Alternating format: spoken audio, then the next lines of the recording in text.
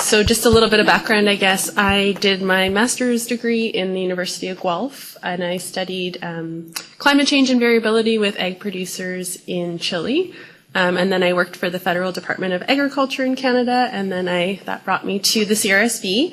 And so I am the Programs and Certification Director there. I've been there for 3 years, and I have learned so much in 3 years. I think I've learned more in 3 years than I did in my previous career, so it's been a really great learning experience. So that's a little bit about me. Last time Fawn introduced me, so she's throwing me off a bit. But what we've been asked to speak about as panelists is our impact, producer engagement, and consumer perception. So I'm going to weave those three kind of topics through my presentation as I walk through a little bit of the work that we've been doing at the CRSB.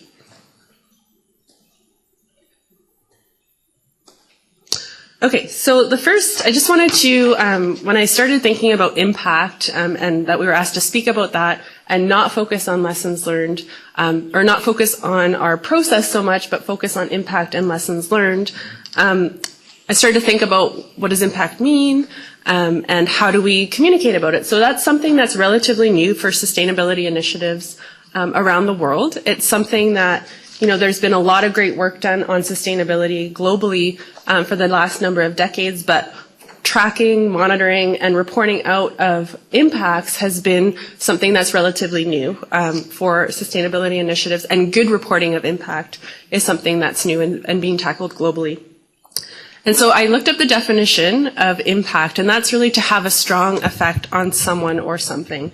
That's a really deep statement. So I think in order to be able to report on your impact, you need to have a very robust monitoring and reporting system.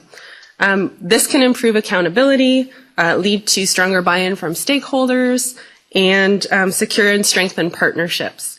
It also brings legitimacy to the organization itself, and allows for continual improvement as well. So I know I've been asked not to speak about process so much, but I think in the Canadian context, the processes that we have followed, some of the international processes we've followed, have really helped to influence our positive impact that we've had and some of the results that I'm going to present to you today. So I'm not going to focus so much on it, but I think it's really critical in order to achieve an impact, a positive impact, you need to follow some robust processes as well. So the CRSB was established in 2014. We have 3 core pillars of work. We have sustainability benchmarking, our certification framework, and our sustainability projects pillar. Really our focus is to use these three pillars of work to advance beef sustainability efforts in Canada. And these allow us to measure and track progress at a national scale, at a individual production and processing scale, the impact that we're having and also the impact that the industry is having. So not just for the organization itself, but also for the industry. So our first pillar of work is our national benchmarking study. We completed that in 2016, and essentially this study benchmarks the social, economic, and environmental performance of the industry at a national level. So these are Canadian numbers, and it's how the industry is performing from farm to fork. So it includes things like our greenhouse gas number, which is 11.3 kilograms of carbon dioxide equivalent per kilogram of live weight. But we also included new indicators in that study, like our biodiversity number. So lands used by beef producers account for 33% of the egg land in Canada. However, the biodiversity within that accounts for 68% of that in Canada. So those are some of the numbers that come out of that national level study that allow us to coordinate our communication and have a stronger impact when we're speaking to stakeholders, government, the public, etc. Over 80 producers participated in the survey that we did for this study. We needed to collect data from producers to inform the study. It was a 3 to 5 hour process. So one of the things we learned there is that we really need to target the questions in that study. And so for future iterations, when we go to republish that study in 2023, we have a lot of lessons learned from the first iteration. And that publication in 2023 is going to be an update to the study, which will allow us to report on impact over time. Once we finished that study, we worked with our membership to develop our sustainability strategy. So we worked with our members to identify what areas do we want to work on in the context of sustainability, and we came up with these 10 goals. Our strategy is a lot more detailed. If you want to look online, you can check it out. But these are the 10 high-level goals that we're really going to be focusing on and helping to advance before we publish the updated study in 2023. And that really drives our projects pillar that I'll talk a little bit more about in a minute. So the next area of work for the GRSB is our certification framework that we're really excited about. It's the first outcome-based assurance scheme for beef sustainability in the world. It's a voluntary program, and it's really, the purpose of it is to drive, advance, and recognize beef sustainability through a voluntary certification program. The framework consists of 4 main components. So we have our standards, which is essentially the indicators, the outcome-based indicators that will be measured in a voluntary certification audit in a beef operation or a primary processing facility. We have our assurance protocols, which is the process for certification, so details on the audit cycle and auditor training and things like that. And then we have our chain of custody requirements, and that contains all of the requirements for tracking cattle, and then beef, and then claims about that beef sourced through the supply chain.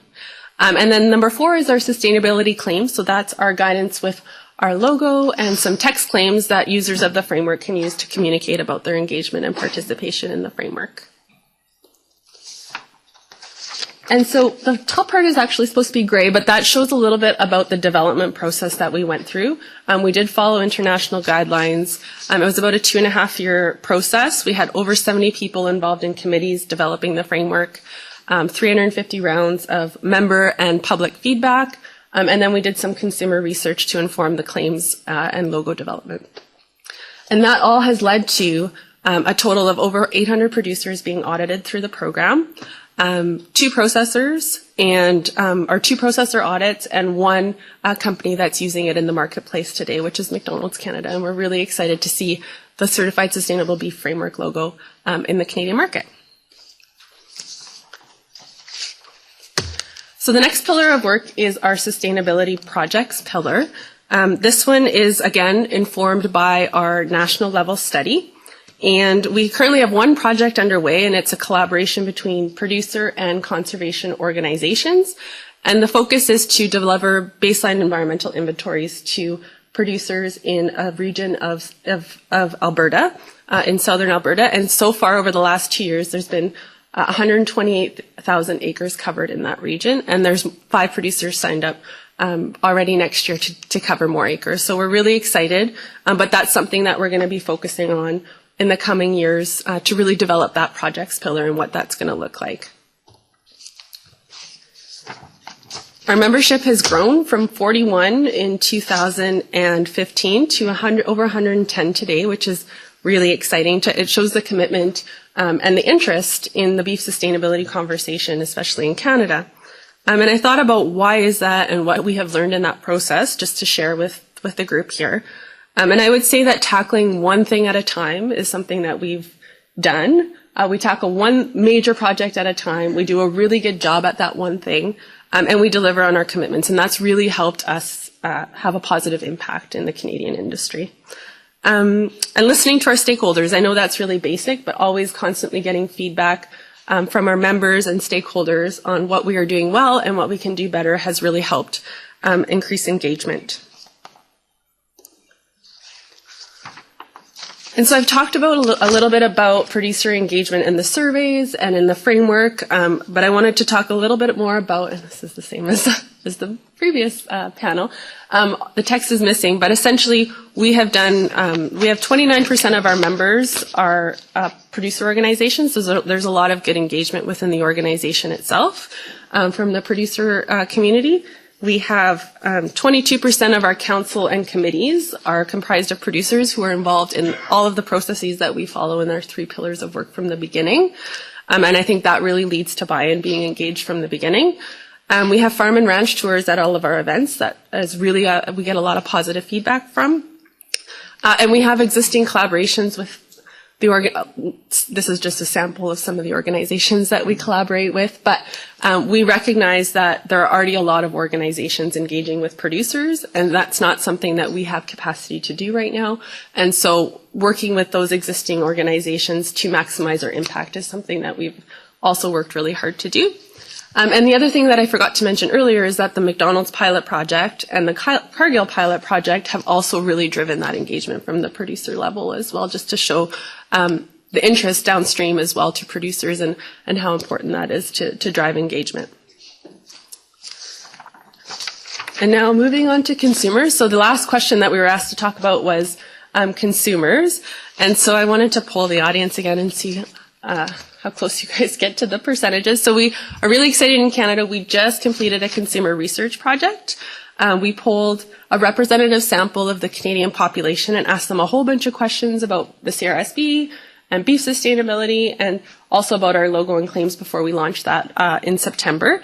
And so one of the questions we asked is, how familiar are you with the GRSB? And so I wanted to poll the audience and see what percentage of the Canadian population do you think is familiar with the GRSB? Just take a guess. I heard 30%, 3. Any other guesses? 5. Okay, so 8% of Canadians said they were either very familiar or familiar with the GRSB, which is really exciting for us. We're a relatively young organization. We've been around for 4 years. So that was really exciting just to learn and information to take back that will kind of inform our communications and marketing, for example. The other question that I wanted to bring back to the group was, in general, we asked the question, in general, I would trust products with labels indicating that they have GRSB sustainability certification. And so what percentage of Canadians do you think would trust the GRSB label for the sustainability certification? Just to guess. Did you explain to them what GRSB is before you ask them that question? There was a retest of the impression. Yeah. Do you have a percentage guess? Sure, 40%. 40, okay. I'll throw out 70. Okay. Deb, you're from Canada. Yes, you can go. I haven't seen the results yet. Okay. So 68% of Canadians would trust the GRSB sustainability certification. So that change in percentage is really of interest to us and something that we'll be exploring further, but that's something that, we didn't know before, and that information is really going to help us move forward with the framework as well. And that was a little bit about the consumers, and that's it for me for now on the GRSB.